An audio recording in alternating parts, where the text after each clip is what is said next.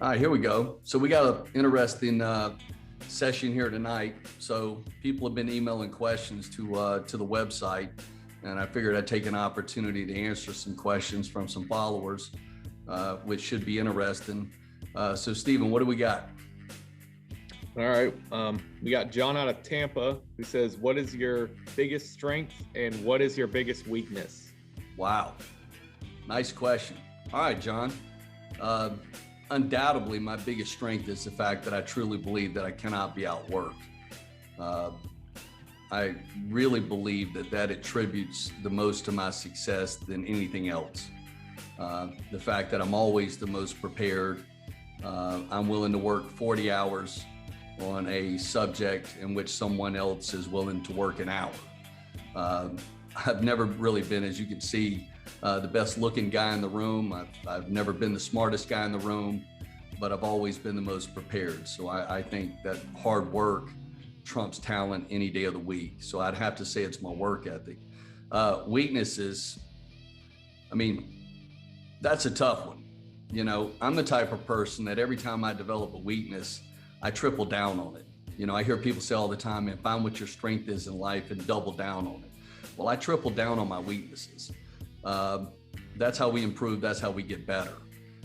If I had to look at my life as a whole right now and try to figure out what my biggest weakness is, I'd have to look back at my foundation, and I'd have to say it's probably on the spirituality side. I am a Christian, but I need to work harder on that.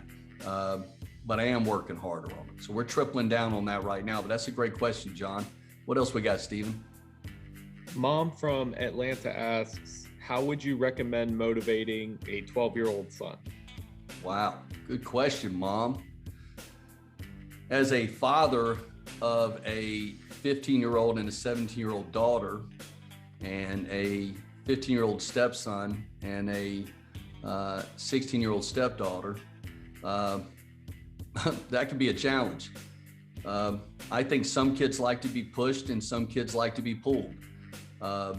Motivation is temporary. Let me start with that. Motivation, you can motivate anybody to get motivated for about 15, 20 minutes. I think the real key is to try to find what they're passionate about and then try to guide them in that direction. I mean, you can beat somebody over the head with a stick to get them to do what it is that you want them to do, or you can find what they're passionate about and really get them the resources and provide as much support as you can around that endeavor. I'll give you an example. I played baseball in high school and also played baseball in college. If I'm sitting there and I have a son and I really, really want him to play baseball and I'm really, really pushing him to play baseball, but it's not really where his passion is, chances are he's not going to be happy about it and he's not going to maximize his potential, but yet he shows an interest in something else, whether it be academics or whether it be an instrument or something that he really feels strongly about. I mean, if you want that person to maximize their potential, you kind of have to work around where they gravitate towards their passion and provide them support. But that's a phenomenal question. I wouldn't claim to be the best parent in the world, although I work hard at it. That's a great question, though. What else we got, Stephen? William from New York asks, how do you manage an equal balance of work and your personal life? Wow, I got to think about that for a second. William, the easiest answer is I don't. I think on this journey to success, if we want to be successful, and keep in mind that my definition of success is accomplishing your goals. And that goal could be to lose weight, gain weight, be a school teacher, be a nuclear physicist, work for NASA, be a lawyer, be president of the United States. Those are all worthy goals. So we set our goals for ourselves, and success is based on accomplishing our goals. I prioritize. So I get the work done first, and then I play hard. I work hard and I play hard. I think the problem with the concept of work-life balance is if you sit down at the beginning of the week and you try to plan out your week and you're putting on a schedule when you work and when you play, something's going to suffer either in the work or the play. I think if your objective when you get up every day is to get the work done and achieve the goals that you've set for yourself, you'll find that you have time left for your personal life, and your personal life will be much more enjoyable because you're accomplishing your goals. I mean, the only thing worse than not accomplishing your life goals is not accomplishing your business goals, or vice versa. Well, there's a way to accomplish both, but we got to get the work done first. But that's a great question. What else we got, Stephen? Army veteran from St. Louis asks, what is the toughest adversity that you faced when transitioning from military to civilian life?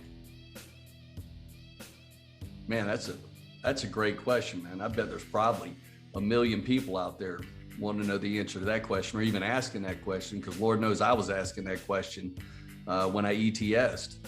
You know, I think you're going from an environment where you're extremely comfortable with who you are and where you fit in, because there's a rank structure and you're a part of a unit. You have a daily routine in which somebody else is developing a training schedule or an activity schedule, and pretty much you show up and perform. And then one day you leave that structured environment and you're on your own, and you really have to find out how much discipline you have, because now it's you are the 4-star general, you are the staff sergeant, you're everything. So you're creating your own life plan, you're creating your own training schedule, and you're holding yourself accountable and responsible. So I think the biggest adversity that I faced was making that transition and saying, hey, I'm in control of my life now. I decide the speed and the pace. I decide where I go from here, and I can either put a governor on it, or I can take the governor off and I can fly. With me, you know, I chose to fly. You know, I set very, very high goals for myself, and, you know, created as much adversity as I could, you know, so that I could push through it and get there faster. But that worked for me. You know, I like that idea of setting a goal which is harder to hit than a lower bar, which is easy to get over. I mean, it's just all the way I've been. But I would think that the transition for everybody is the same, is going from a highly structured environment to back on the block, you know, where you're calling your own shots. And most of the people you're around, you know, aren't used to a structured environment. We have a tendency to fall into bad habits. But that's a great question. What else we got? Michelle from Boston asks, how would you define discipline, and how would you learn it or develop it? Man, all right, Michelle. Define discipline. Discipline is doing what we don't want to do when we most don't want to do it.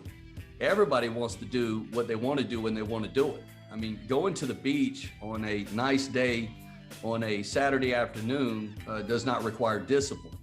You know, getting up at 4:30 in the morning because you need to get a head start on your job so that you can perform and apply yourself to prepare for a promotion.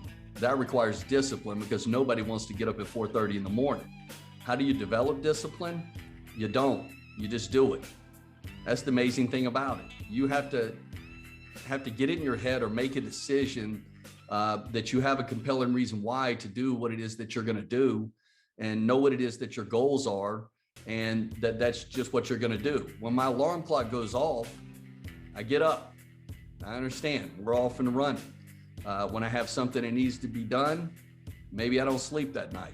Bottom line is that discipline is nothing more than doing what we don't want to do when we don't want to do it the most, because the goal means that much to us. What else we got, Stephen? James from Portland asks, how many hours of sleep do you think that a person should get a night to maximize their potential? I'm going to get killed on this one. Was it James? Yeah. All right, James, here's the deal. None, 6, 4, 12. I think it depends on how productive you are. I mean, if you want to be successful, right, and you're serious about your goals, there's going to be nights you don't sleep. You know, there are going to be times that you can get 12 hours of sleep. There are going to be times that you're going to operate on 6 hours of sleep. But the more productive you are during the day is going to determine the answer to that question. I have some friends that are very productive during the day, and they average 8 hours of sleep at night. I have friends that are very non-productive during the day and average 8 hours sleep a night.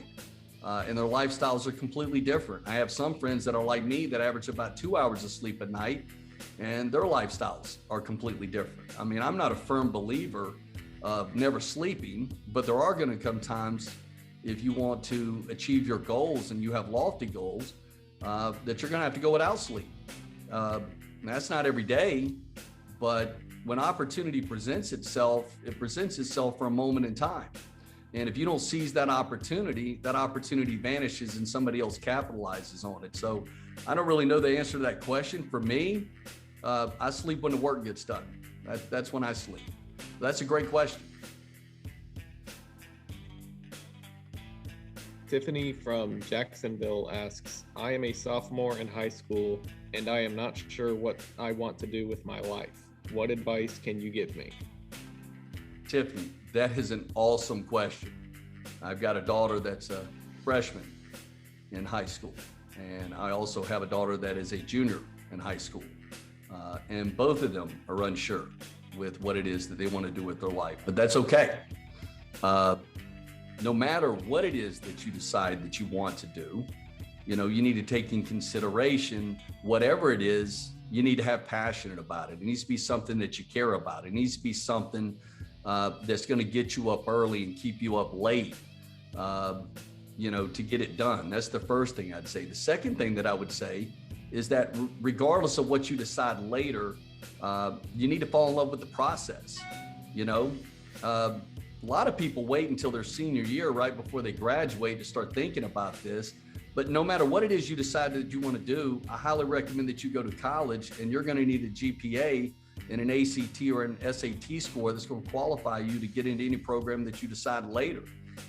Buckle down, focus on those academics. I mean, have fun, spend time with your friends, but max out your GPA. I mean, if I was you, I'd already be taking the SAT.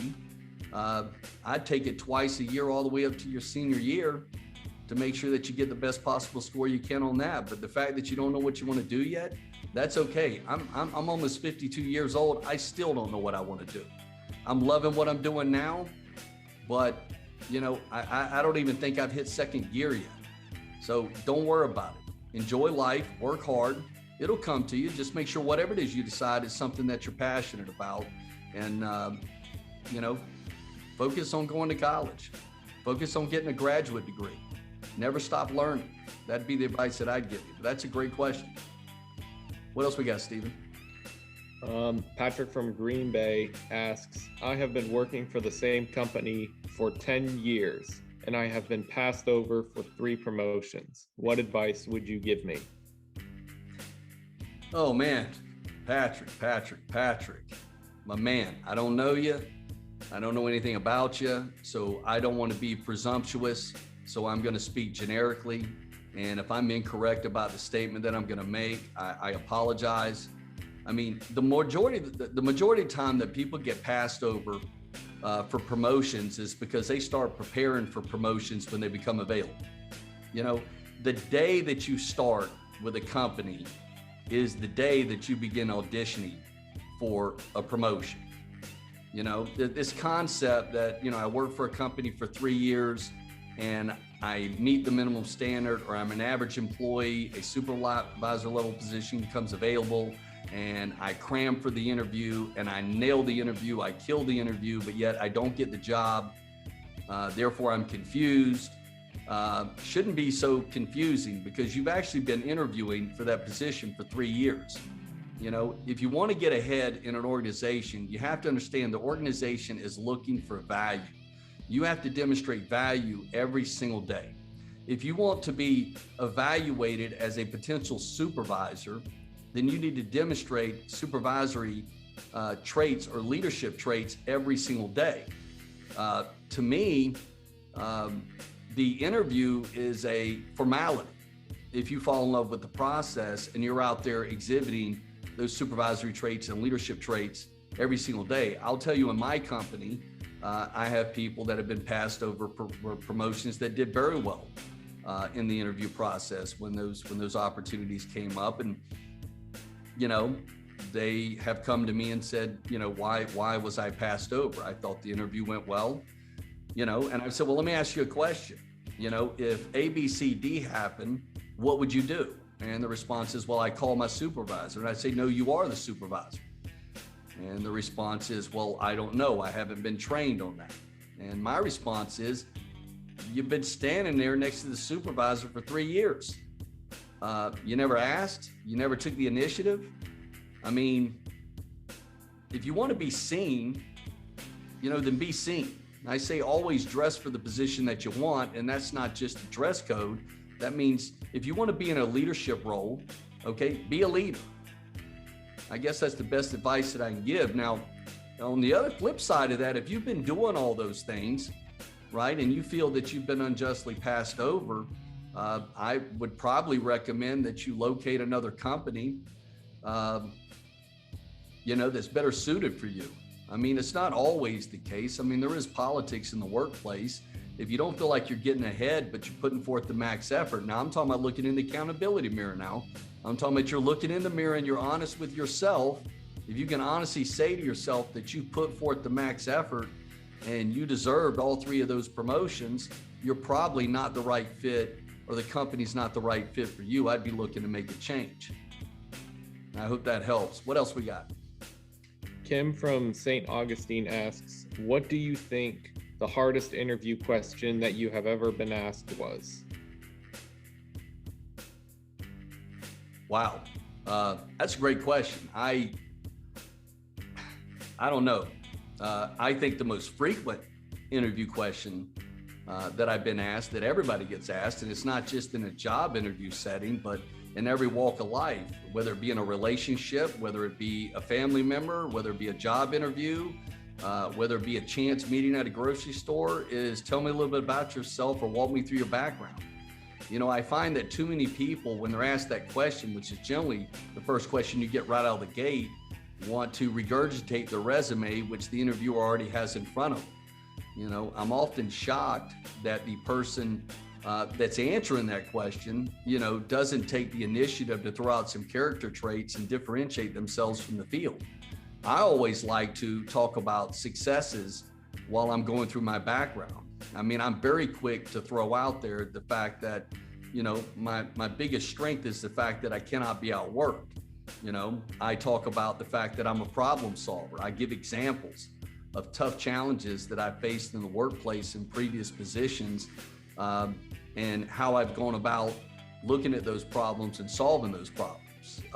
I talk about being a team player and the fact that, if a person can lead, then I can follow. If somebody can't lead, then I'll lead.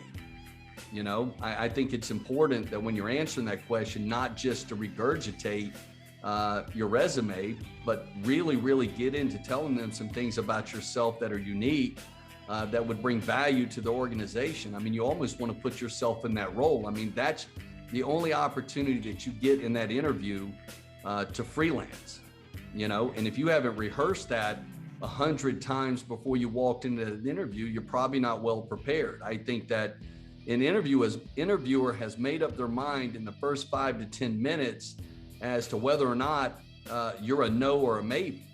I think in a lot of cases, we can get 80% over the hump, in that first 5 or 10 minutes by differentiating ourselves from the field, and also going a step further and putting ourselves in the role that we're interviewing for and demonstrating the value that we could bring to the company in that position. I hope that answers the question. What else we got, Stephen? The last question we have is from Greg, who's in North Carolina. Greg asks, I want to be a millionaire by the time that I am 40. What is the fastest way to get there? Greg, no, you didn't. Man, I got to tell you, tell you what, go collect $1 from everybody that asked that question and you'll be a billionaire inside of a year. This is what people don't get, right? Everybody's looking for that next app, that next program, that next invention, that next thing, that $1 million idea. And some people actually hit it. There are people out there like that. My thing is, don't focus on making $1 million, because here's the thing. If you can't make $1,000, you can't make $1 million. I'd be focusing on how to make $1,000, and then how do you make 10,000, and then how do you make 100,000 and $500,000, and then $1 million, and so forth and so on. And we do that by falling in love with the process. If you're not in love with the process, you're never going to get there. I mean, you can come up with all the genius ideas you want to about this app and that app, and what if I build a software platform? What if I start a company that manufactures X and Y?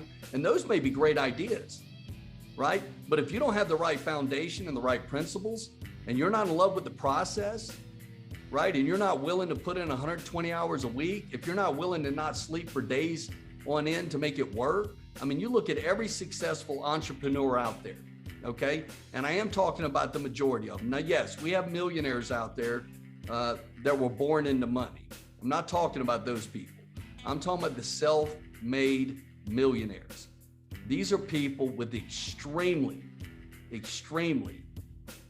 strong skills when it comes to discipline, strong character traits when it comes to honor, the majority of them. And these people have work ethics like you wouldn't believe. No one succeeds without pain, sacrifice, misery.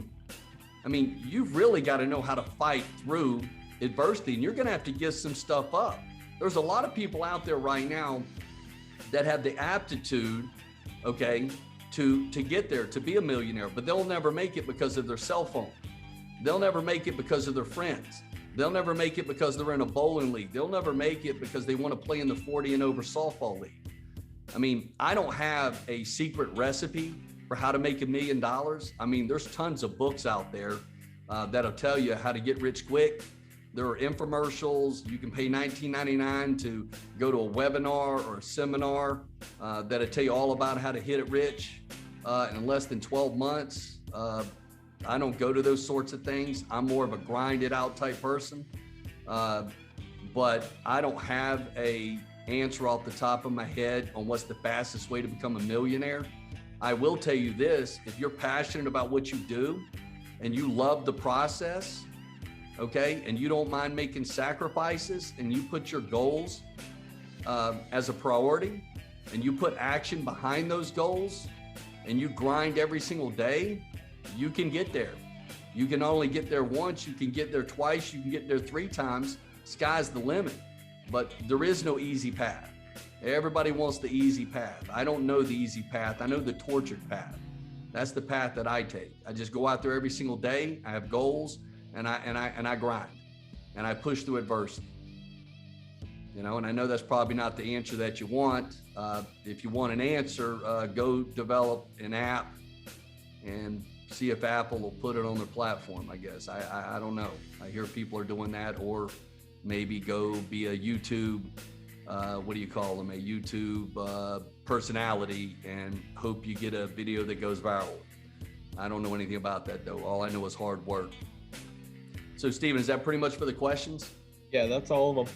All right, well, that was interesting. I mean, I think I might do a little bit more of that moving forward. I mean, I enjoyed that. I hope the answers were helpful. Hey, if you're out there listening, keep the questions coming in, man. I'll try to answer as many of them as I can, either via answer them back email, or, you know, just come put them here on the podcast. But I appreciate it. And everybody keep climbing to glory.